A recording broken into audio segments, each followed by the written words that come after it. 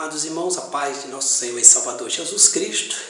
Nessa noite eu quero trazer uma breve meditação ao seu coração e gostaria de meditar acerca da ceia do Senhor.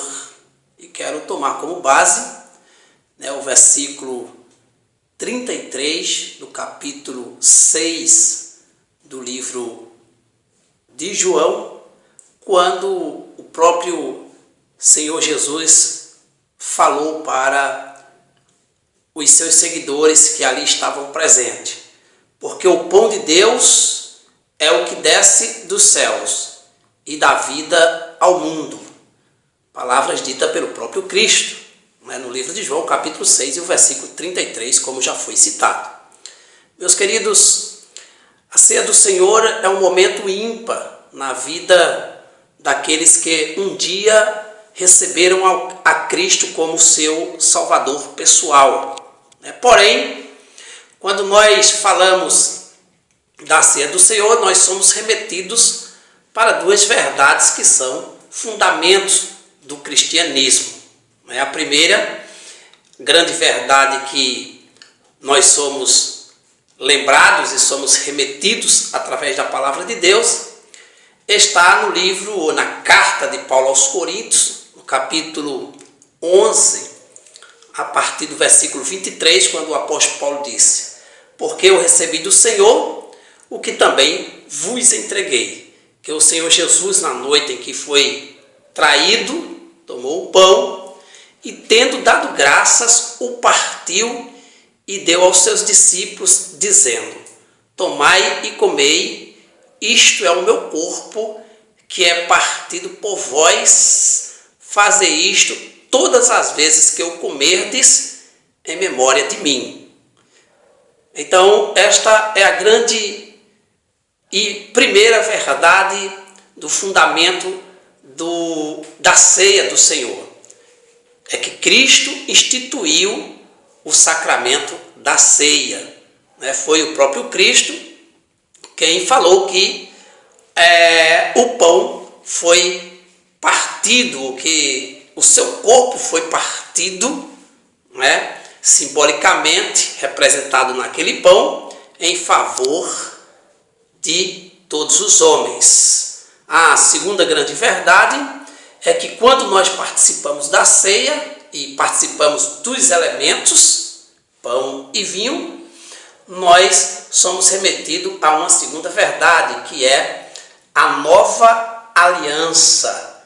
Então, Cristo, segundo as palavras do apóstolo Paulo, depois que deu o pão aos seus discípulos, tomou um cálice, e disse: esse cálice é a nova aliança do meu sangue. Fazei isto todas as vezes que o beberdes, em memória de mim. Então, participar da ceia do Senhor é um momento especial, é um momento ímpar, na vida de todo aquele que um dia entregou seu coração ao Senhor Jesus Cristo. Mas estamos falando de pão e vinho, que são símbolos do corpo e do sangue de Cristo, do corpo que foi imolado em favor de nós e o sangue que foi derramado para a remissão dos nossos pecados. Então, ter consciência destas verdades ou desses dois princípios é fundamental na hora de participarmos da ceia, porque nós somos levados a lembrar, a trazer à memória a morte sacrificial de Cristo para remir o pecado de todos os homens. Então isso gera uma grande alegria, porque nós, de nós mesmos, não poderíamos resolver como resolver o problema do nosso pecado para com Deus. Mas Deus amou o mundo de tal maneira que deu o seu Filho Jesus para que todo aquele que nele crer não morresse, porém recebesse ou tivesse a vida eterna.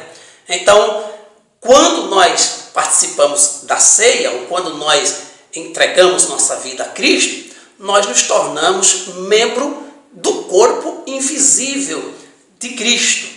Aquele pão que é temporal e passageiro, aquele vinho que bebemos que é temporal e passageiro, representa ou torna-se a representatividade desta igreja ou deste corpo invisível de Cristo que é a igreja.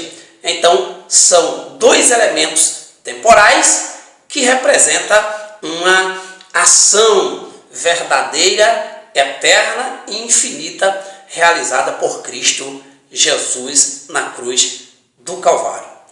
Agora, nós aprendemos através da ceia que quando participamos desse ato simbólico, repito, porém de uma grande profundidade espiritual e de um grande conhecimento para a nossa vida, nós nos tornamos partícipe desta verdade de Deus. Cristo disse: eu sou o pão que desceu dos céus.